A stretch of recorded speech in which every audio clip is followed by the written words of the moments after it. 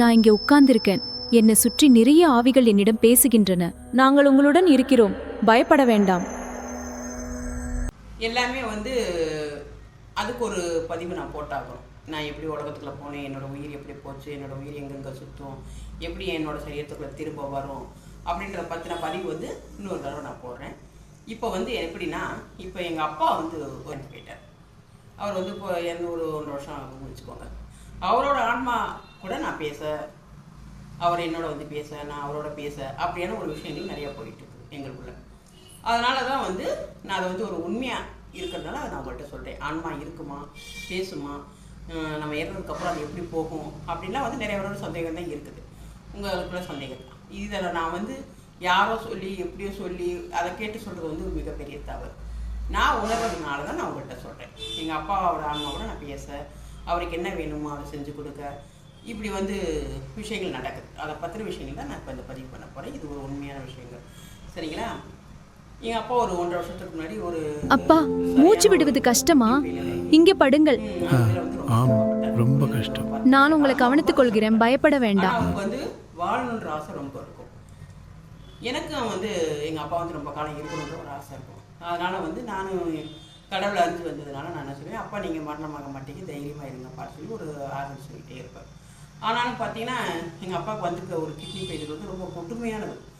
இதில் 2 கிட்னியுமே ஒர்க் ஆகலை. அவர் கிட்டத்தட்ட ஒரு 10 வருஷமாக போராடிட்டே இருந்தார். அந்த போராட்டத்துக்கு மத்தியில் இப்போ ஒரு சமீப காலத்துக்கு முன்னாடி ரொம்ப முடியல. அவரும் உயிர் தப்பிக்க எவ்வளவோ ஆசைப்பட்டார். அவருக்கு மாற்றி மாற்றி மாற்றி மாற்றி ட்ரீட்மெண்ட் வந்து ரொம்ப கொடுமையாக இருக்கும். அதில் அவர் கஷ்டப்படும் போது பார்த்தீங்கன்னா எப்படா இதுலேருந்து ஒரு மீட் எடுக்க போகிறத ஒரு கவலைலாம் ரொம்ப இருந்துச்சு. ஆனால் அதை சரி பண்ணணும் அப்படின்ற ஒரு ஆத்திரம் இருந்துச்சு. அவர் சரி பண்ணி கொண்டாந்துருக்க ஒரு எண்ணங்கள் எனக்குலாம் இருந்துச்சு. ஆனால் அவரோட கஷ்டங்கள் ரொம்ப, அவருக்கு வந்து உயிரோட வரணுன்ற ஒரு ஆசைகள் அதிகமாக இருந்துச்சு. இப்படியாக போயிட்டு இருக்கும்போது என்னாச்சுன்னா, ரொம்ப முதல்ல ஒரு ட்ரீட்மெண்ட் நடக்கும், அதுக்கப்புறம் ஒரு ட்ரீட்மெண்ட், அந்த கடைசியாக பண்ணுற ஒரு 3வது ட்ரீட்மெண்ட் வந்து ரொம்ப மோசமாக இருக்கும். அதுக்கடுத்து பண்ண போகிற ட்ரீட்மெண்ட் வந்து 4வது ட்ரீட்மெண்ட் ஓரளவுக்கு தப்பிச்சு ஓடியா இருந்தாலும். இந்த மாதிரி ஒரு 3வது ட்ரீட்மெண்ட்டுக்குள்ளே எங்கள் அப்பா வந்துட்டார். வந்து அதில் போராட்டத்துக்கு போயிட்டு இருக்காரு. ரொம்ப கட்டுமையாக போராடிட்டு இருக்காரு. இந்த மாதிரி சூழ்நிலை வந்து எங்கள் குடும்ப சூழ்நிலை காரணமாக வந்து எங்கள் அம்மாவுக்கு முடியலை. அவங்க வயசானவங்களாக இருக்கும்போது எங்கள் அப்பா கிட்டத்தட்ட ஒரு 85-86 வயசு.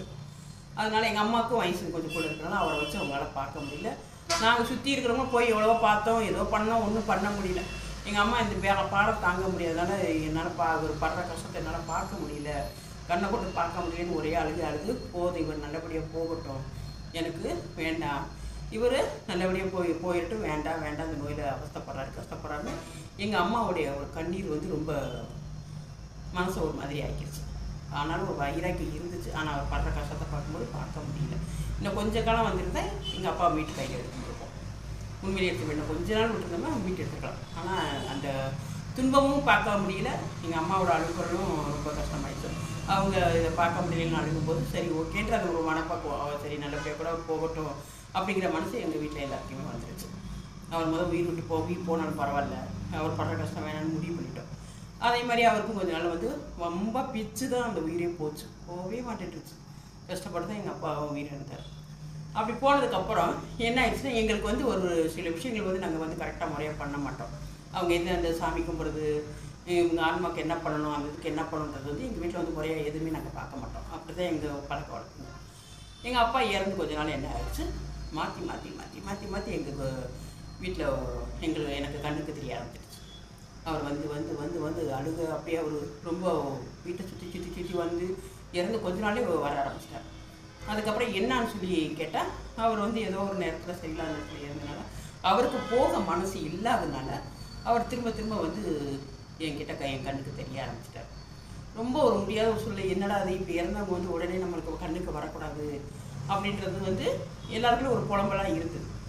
அப்புறம் ஒரு நாள் நல்லா படுத்து தூங்கிட்டு இருக்கும்போது ஒரு நடு சாமத்தில் வந்து யாரோ 2 பேரும் என்னை கூட்டிகிட்டு போகிறாங்க, என் ஆன்மாவை கூட்டிகிட்டு போகிறாங்க. வாய் நிறைய உப்பள்ளி போட்டுடுறாங்க. வாய் பூரா உப்பு, அந்த உமிழ் நீரும் வாய் நிறைய இருக்குது.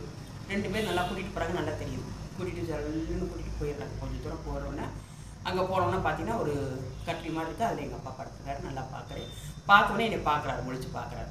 பார்த்தோன்னே அப்பா அப்படின்னு சொல்லிட்டு இந்த வாயில் இருந்ததெல்லாம் வந்து துப்பிட்டு நல்லா துப்புறதுலாம் என் கண்ணுக்கு தெரியுது. அந்த உமிழ்நீர், அந்த உப்பு நீர், உப்பு எல்லாத்தையும் துப்புறேன். துப்பிட்டு கடகடன்னு ஓடி போய் எங்கள் அப்பாவை தொட்டு பார்த்துட்டு, என்னப்பா இங்கே வந்து இப்படி படுத்துட்டீங்க அப்படின்னு சொல்லிட்டு அப்படியே அதை சொன்னோடனே டக்குனு என்னை கீழே கொண்டு போட்டாங்க. அவ்வளோதான், எனக்கு எங்கள் அப்பா அம்மா விஷயங்கள் முடிஞ்சு போச்சு. பேசிட்டு அவ்வளோதான் வந்துட்டேன். ஆனால் அது வந்த உடனே வரும்போதேவும் அவர் சொன்ன வார்த்தைகள் கூட பின்னாடியே வந்துருச்சு. அப்பாவுக்கு அம்மா என் பேரை சொல்லி பசிக்குதுப்பா, அப்பாவுக்கு சாப்பாடு வைக்க சொல்லுப்பா, சாப்பாடு வைக்க சொல்லுப்பான்னு சொல்கிறாரு. அப்பா இருங்கப்பா, சரிங்கப்பா நான் வைக்கிறேன்ப்பான்னு சொல்லி சொல்கிறேன். அப்போ இல்லைப்பா நீ வைக்காத என் தம்பி ஒருத்தர் இருக்காரு, அவர்கிட்ட தம்பிக்கிட்ட போய் சொல்லுப்பா, தம்பி வைக்க சொல்லுப்பா அப்படின்னு சொல்லி எங்கள் அப்பா சொல்கிறார். காதில் அப்படி கேட்குது எங்கள் அப்பாவோட வார்த்தை. தம்பியை சாப்பாடு வைக்க சொல்லுப்பா, பசிக்குதுப்பா அப்படிங்கிறார்.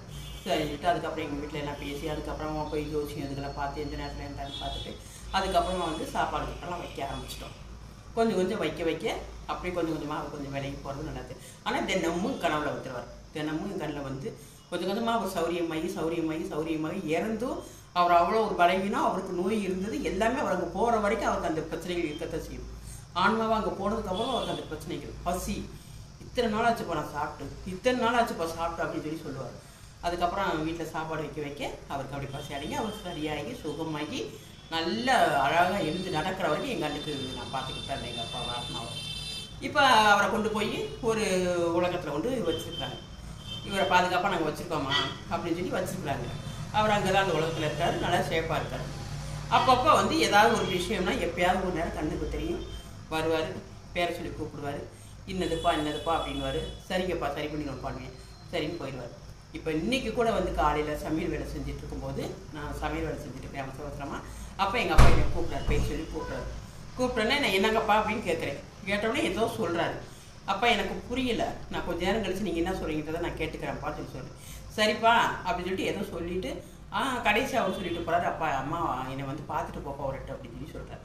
சரிப்பா நீங்கள் போங்கப்பா நான் வாரேன்னு சொல்லிட்டு, இதுதான் எங்கள் அப்பாவுக்கும் எனக்குள்ள காலையில் இன்றைக்கி நடந்து போயிடுச்சு. அப்படியே போயிட்டாரு. அவர் மறைச்சிட்டாரு, விட்டுட்டார்.